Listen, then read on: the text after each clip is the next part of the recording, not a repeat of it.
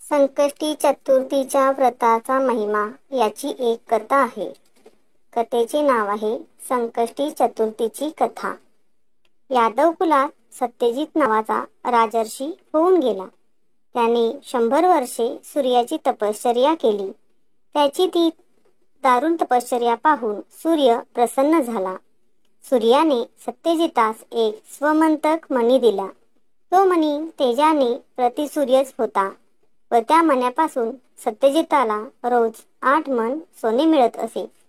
त्या मण्याच्या साह्याने सत्यजित रोज सहस्त्र भोजन घालीत असे.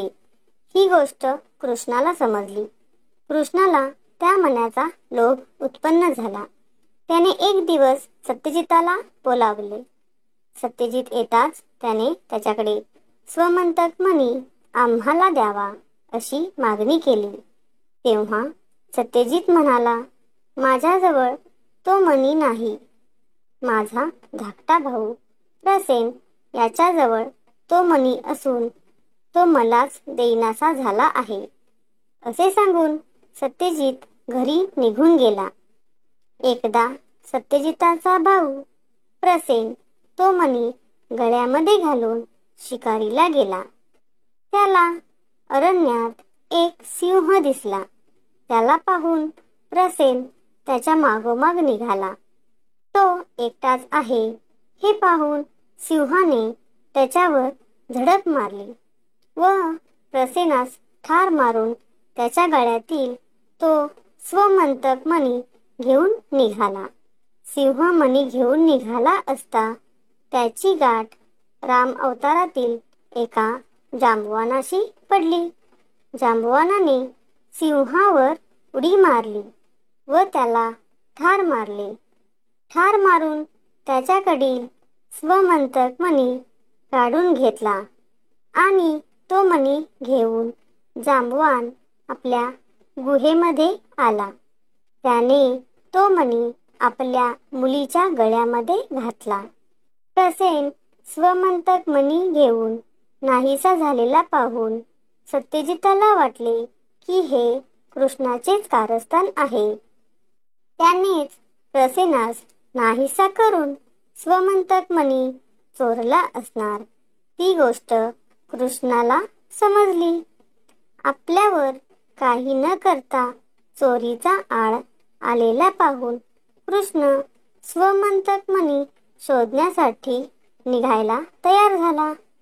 कृष्ण प्रसेनास शोधत शोधत त्या अरण्यामध्ये पोहोचला. पाहतो तर प्रसेन मरून पडलेला होता. त्याच्या पुढे त्याला सिंहाच्या पावलाच्या खुणा दिसू लागल्या. त्या पावलाच्या खुणेप्रमाणे कृष्ण पुढे गेला. तो काय, तिथेही सिंहही मरून पडलेला त्याला दिसला. त्याच्या पुढे त्याला पाऊल खुणा दिसल्या. त्या पावलाचा माग काढीत काढीत कृष्ण जांबवंतांच्या गुहेमध्ये पोहोचला व तेथे स्वमंतक मणी शोधू लागला. त्याच्या आवाजाने जांबवानाची मुलगी बाहेर आली व तिने आपल्या गुहेमध्ये परका पुरुष शिरलेला पाहून आरडाओरड करावयास सुरुवात केली. तिचे ओरडणे ऐकून जांबवान तेथे आला.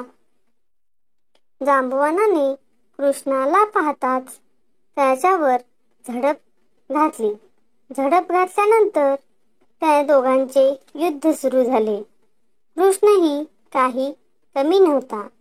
त्या दोघांची झटापट सुरू झाली.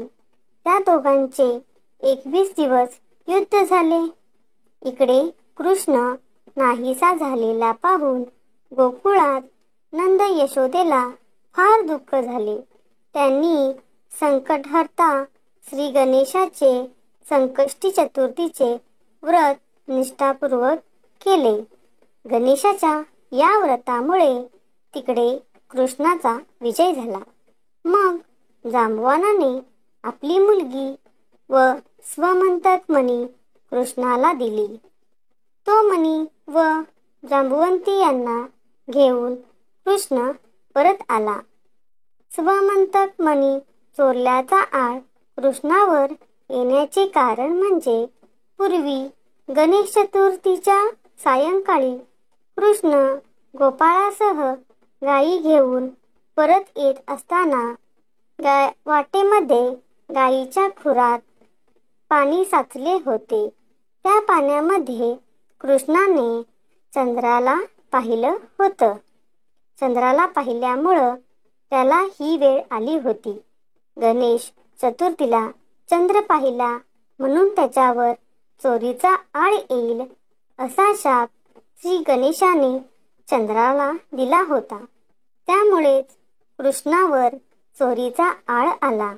परंतु आई वडिलांनी केलेल्या संकष्टी चतुर्थीच्या व्रताने ते संकट दूर झाले व कृष्ण चोरीच्या कलंकातून मुक्त झाला.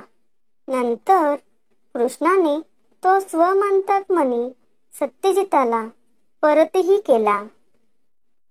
सत्यजिताने कृष्णाची क्षमा मागून आपली कन्या सत्यभामा व स्वमंतक मणी कृष्णाला दिली. असा आहे संकष्टी चतुर्थीच्या व्रताचा महिमा. हे व्रत करणाऱ्याची संकटे दूर होतात व गणेशाची कृपा लाभते.